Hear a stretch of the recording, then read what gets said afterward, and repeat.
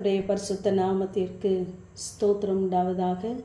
ஏசாயா 48 அதிகாரம் 17 பிரயோஜனமாயிருக்கிறதை உனக்கு போதித்து நீ நடக்க வேண்டிய வழியிலே உன்னை நடத்துகிற உன் தேவனாகிய கர்த்தர் நானே என்று இஸ்ரவேலின் பரிசுத்தராயிருக்கிற மீட்பர் சொல்லுவதாக நாம் வாசிக்கிறோம்.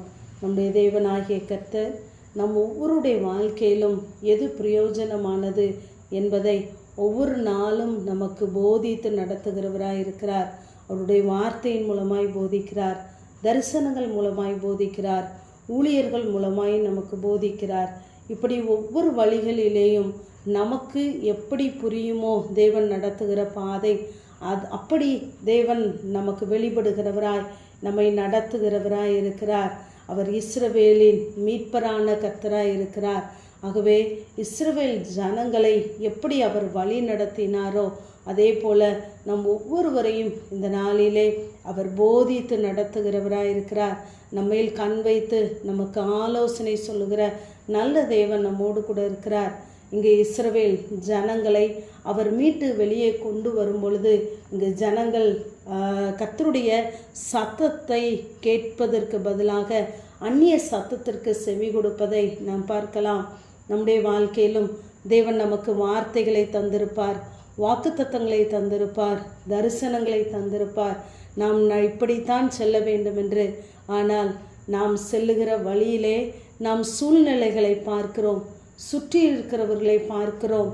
அப்படிப்பட்டவர்களுடைய சத்தத்தை கேட்டு ஒருவேளை நாம் இடறி போனவர்களாய் இருக்கலாம். இங்கு ஜனங்களை அவர் எகிப்தின் அடிமைத்தனத்திலிருந்து வெளியே கொண்டு வந்து அங்கு செங்கடலை கடக்க செய்வதற்கு முன்பதாக அங்கு ஜனங்கள் இருக்கிறார்கள். இப்பொழுது செங்கடல் பிளந்து அவர்களுக்கு வழிவிட வேண்டும்.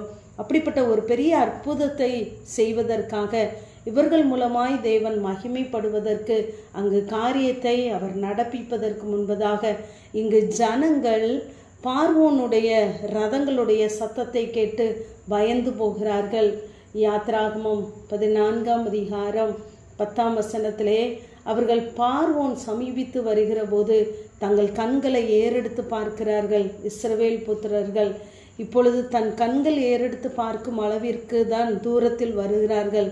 முன்னே தேவன் சொன்ன வழியை விட்டுவிட்டு தேவனுடைய சத்தத்தை அங்கு விட்டுவிட்டு அங்கு அவர்களுடைய ரதங்களுடைய சத்தத்தை கேட்கிறார்கள்.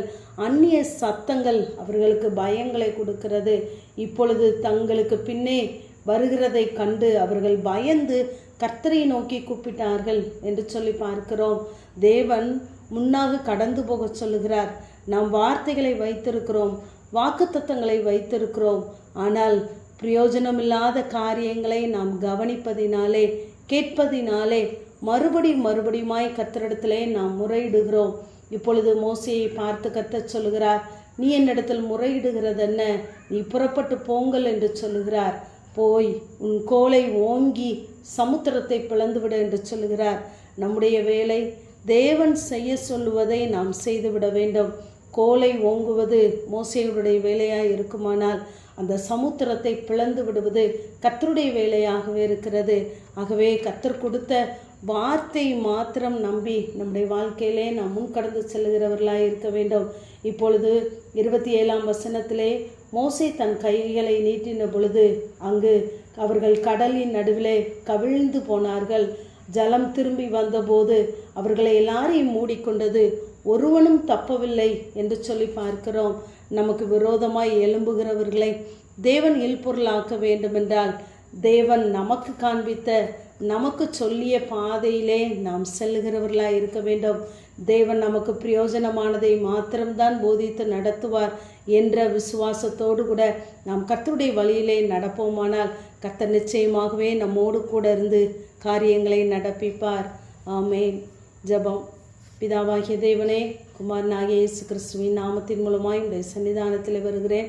பிரயோஜனமாய் இருக்கிறவைகளை உனக்கு போதித்து நீ நடக்க வேண்டிய வழியிலே உன்னை நடத்துகிற உன் தேவனாகிய கர்த்தர் நானே என்று சொன்ன தேவன் ஒவ்வொரு நாளும் ஆண்டவரே நீர் எங்களுக்கு போதித்து எங்களை உன் நேர்த்தியாய் நீ நடத்துவீராக. உடைய வல்லமையுள்ள கரங்களிலே எங்களை தாழ்த்தி அர்ப்பணிக்கிறோம். பொறுப்படுத்திக் கொள்ளுங்கள்.